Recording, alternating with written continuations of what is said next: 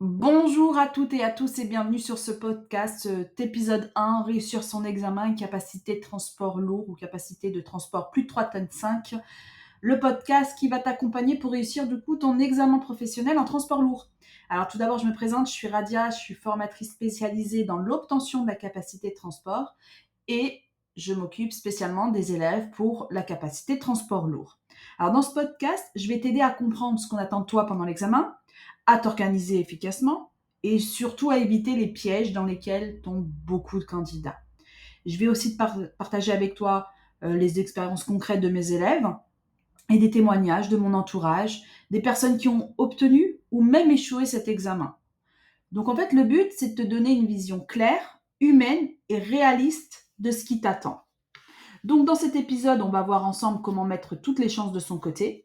Et je t'invite aussi à mettre dans les commentaires si tu as passé l'examen, si tu l'as réussi et comment tu l'as réussi, ou si tu l'as échoué et que tu as compris pourquoi tu avais échoué ton examen. Avant toute chose, on va rappeler déjà ce que c'est que la capacité de transport lourd. La capacité de transport de plus de 3 tonnes 5, c'est une autorisation qui est indispensable pour exercer légalement en tant que transporteur routier de marchandises. Si tu veux, sans cette capacité, tu ne peux pas créer ton entreprise ni exercer en tant que gestionnaire de transport. Donc, il faut absolument obtenir cet examen pour pouvoir créer sa société.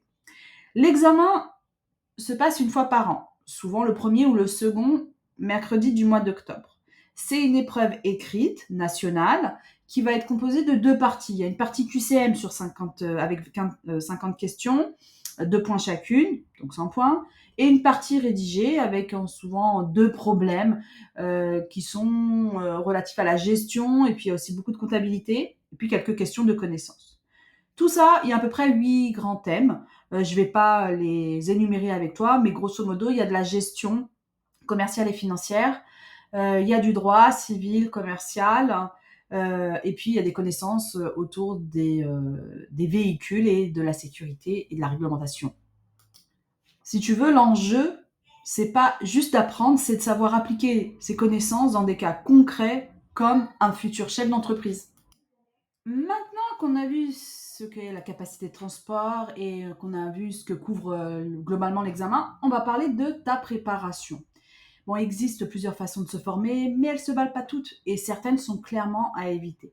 Moi, je vais te les présenter, je vais te donner leurs avantages, leurs inconvénients et surtout, je vais m'appuyer sur les retours d'expérience réelle.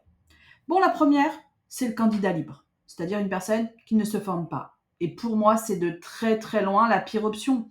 Il y a certains qui se présentent à l'examen en pensant que leur expérience dans le transport va suffire. Et c'est une grosse erreur. Pourquoi? Parce que l'ADREAL, elle attend du candidat qu'il maîtrise des notions techniques, juridiques, comptables et de gestion. Des choses que même un professionnel du terrain ne pratique pas au quotidien. Je vais te donner un exemple. Demande à un conducteur routier de 20 ans de métier de calculer un FRNG, fonds de roulement net global. À moins qu'il ait été comptable dans une autre vie, il ne saura pas le faire. Et c'est normal. Dans ma promo, j'ai plusieurs apprenants qui m'ont raconté qu'ils s'étaient présentés une première fois en candidat libre. Et au bout d'une heure, c'est le minimum légal pour rester en salle, ils sont partis. Pourquoi? Ils m'ont dit qu'ils ne comprenaient même pas les questions qu'ils étaient posées. Sur le QCM, ils ont tenté leur chance. C'est une chance sur 4, donc on peut toujours espérer. Mais sur la partie rédigée, c'était complètement fou pour eux. Et encore une fois, je le répète, c'est normal. Donc venir en candidat libre, c'est perdre une après-midi et parfois aussi sa confiance. Le taux de réussite est clairement autour de zéro. On va voir ensuite ceux qui se forment avec des livres qui sont achetés dans le commerce. C'est là un peu mieux. Les livres sont bien faits, actualisés, complets, mais très très théoriques. Et surtout face à un livre, tu es complètement seul. C'est ce que plusieurs de mes élèves ont tenté l'année précédente avant de s'inscrire dans notre formation. Et le problème, c'est que face à une difficulté, à un blocage, une incompréhension, il n'y a personne qui leur explique autrement pour la débloquer. Même avec des annales corrigées, tu es livré à toi-même. Les livres, ils utilisent souvent un langage juridique et professionnel que moi je trouve perso complexe. Pour un apprenant qui découvre tout ça, ça va être vite décourageant.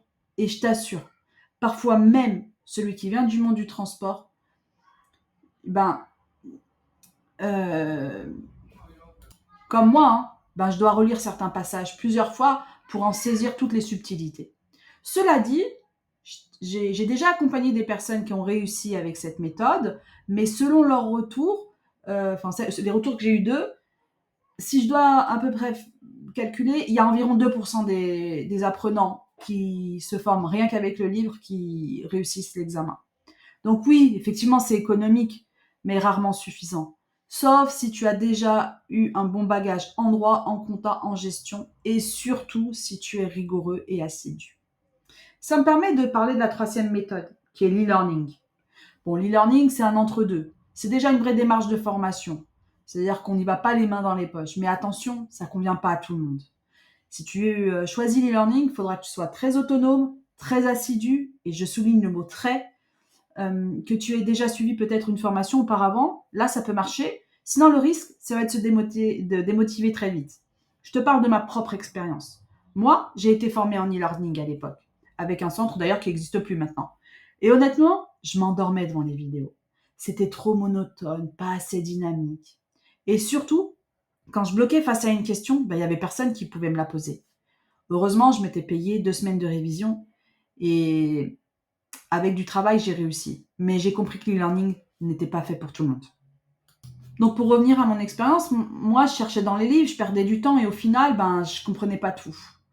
Il fallait que quelqu'un m'explique en direct.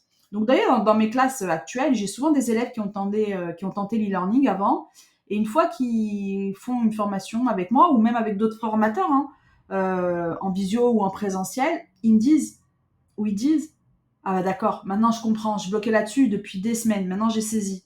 Le e-learning, ça peut fonctionner. Le taux de réussite n'est pas très élevé, mais je dirais que sur 100 personnes qui font du e-learning, il y en a environ entre 5 et 10 qui peuvent obtenir l'examen. C'est possible, mais franchement, il faut manier ça avec précaution. Ensuite, la meilleure méthode, j'ai envie de dire, c'est la visio ou présentiel. Et là, on entre vraiment dans ce qui fonctionne. Le visio, le présentiel, c'est les formats les plus efficaces. Il ne faut pas confondre le visio avec l'e-learning. En visio, tu as un formateur en face de toi, derrière l'ordinateur. Tu peux interagir, poser des questions, refaire des exercices ensemble. Et le présentiel, c'est la même chose, mais dans une vraie classe. Bon, si tu as un centre de formation près de chez toi, le présentiel peut être la meilleure option. Mais aujourd'hui, avec le rythme de vie, les déplacements, la visio est souvent le plus pratique. Personnellement, si je devais apprendre aujourd'hui, je préférerais investir 1 heure dans mes révisions que dans les transports. Donc, ça me permet de parler de nos formations en visio, où on a les meilleurs résultats parce que déjà, il y a du suivi, il y a un vrai rythme d'apprentissage, il y a de l'encadrement, il y a un échange aussi entre les élèves qui aide énormément. Chez nous, d'ailleurs, ça me permet d'en parler, la formation, elle dure 6 semaines. Il y en a beaucoup qui proposent 5 semaines de formation. On a choisi 6 semaines parce qu'on veut prendre notre temps de faire les choses correctement, de travailler les cas pratiques et de passer en revue ce qu'on fait à peu près les 2 dernières semaines. On fait entre 10 à 12 annales officielles. C'est intense, je te l'avoue, mais c'est structuré. Et le résultat, il est là. C'est que la quasi-totalité des candidats qui réussissent l'examen aujourd'hui ont passé une formation en visio ou en présentiel. Donc, tu l'as compris, le choix de ta méthode de préparation est déterminant. Et clairement, si tu es en visio ou en présentiel, tu as déjà mis un pied du bon côté. Mais attention, être inscrit à une formation ne garantit pas la réussite. Ce qui fait la différence, c'est les efforts que tu vas fournir, la régularité dans ton travail et les outils que tu vas utiliser intelligemment. Alors, dans la suite de ce podcast, je vais te partager la stratégie à adopter quand on suit une formation, que ce soit en visio ou en présentiel. Je vais parler rapidement de l'organisation personnelle, des objectifs et des bons réflexes à avoir dès le premier jour. Bon, tu as fait un très bon choix. Choisir une formation en visio ou en présentiel, ça te garantit les meilleurs résultats. Comme je te le disais, ce n'est pas parce que tu es bien accompagné que tu peux te reposer sur tes lauriers. La clé de la réussite, c'est l'assiduité. Et je le dis toujours à mes élèves, ça les fait sourire dès le premier jour de formation. Pendant 6 semaines, vous oubliez Netflix. Et ça les fait souvent sourire, mais je suis super sérieuse. Pourquoi ? Parce que pendant ces 6 semaines, tout ton focus doit être sur ta formation. C'est une période courte, donc très intense. Mais le retour sur investissement, il est énorme.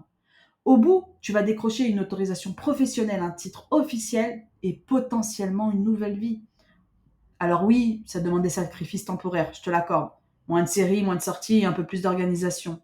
Mais c'est là, justement, le niveau d'implication qui fera la différence le jour de l'examen. Deuxième conseil, moi je vous invite à poser vos questions et toutes vos questions. L'assiduité, c'est une chose. Mais pour progresser vraiment, il ne faut pas hésiter à poser des questions. Et je le dis souvent en formation, aucune question n'est bête. Tu es là pour apprendre, pour comprendre et pour progresser. Et j'ai envie de dire, si tu as payé une formation, tu as le droit et même le devoir de poser toutes les questions nécessaires. Même celles que tu crois trop simples ou trop évidentes. Parce que souvent, ce sont celles qui font toute la différence. Allez, je vais te donner un exemple concret. Je vais te parler de ma propre expérience. Une petite anecdote.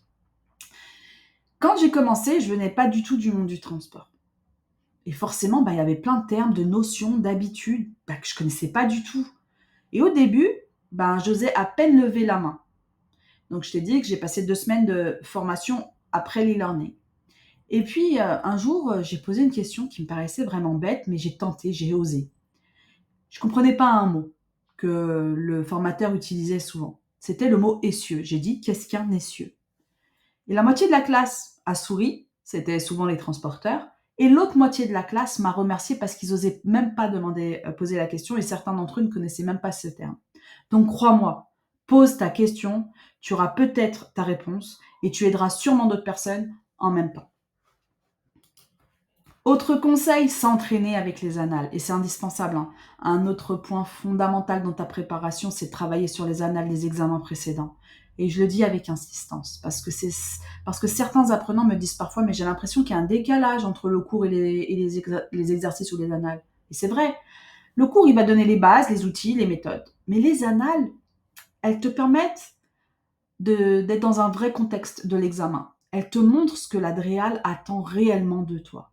Comment les questions sont formulées, comment les sujets sont structurés.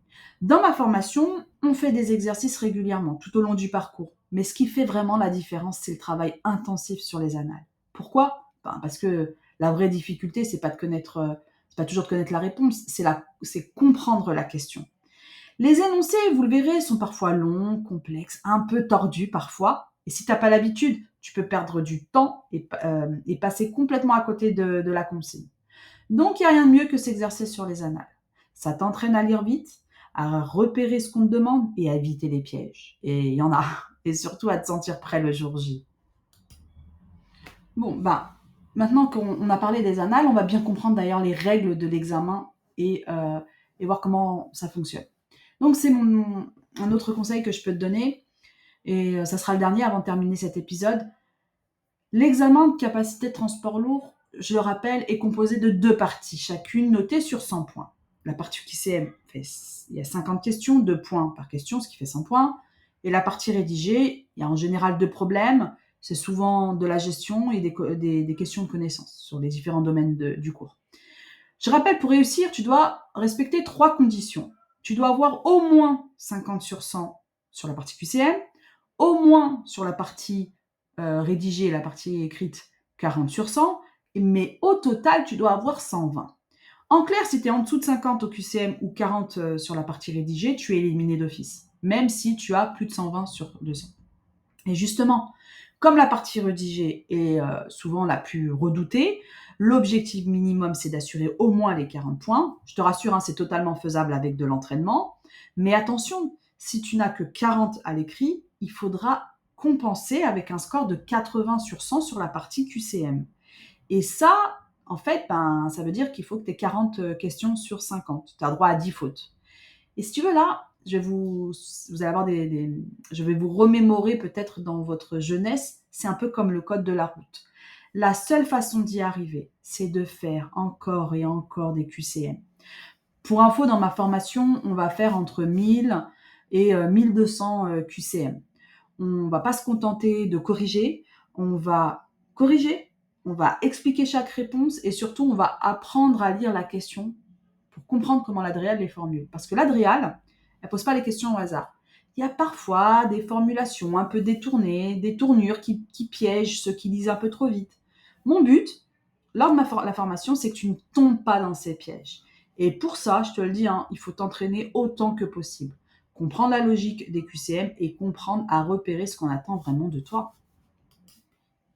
Voilà, j'ai terminé. Je vais conclure. Pour réussir l'examen de la capacité lourde, il suffit pas de se présenter le jour J. Il faut se préparer de manière efficace, structurée et encadrée.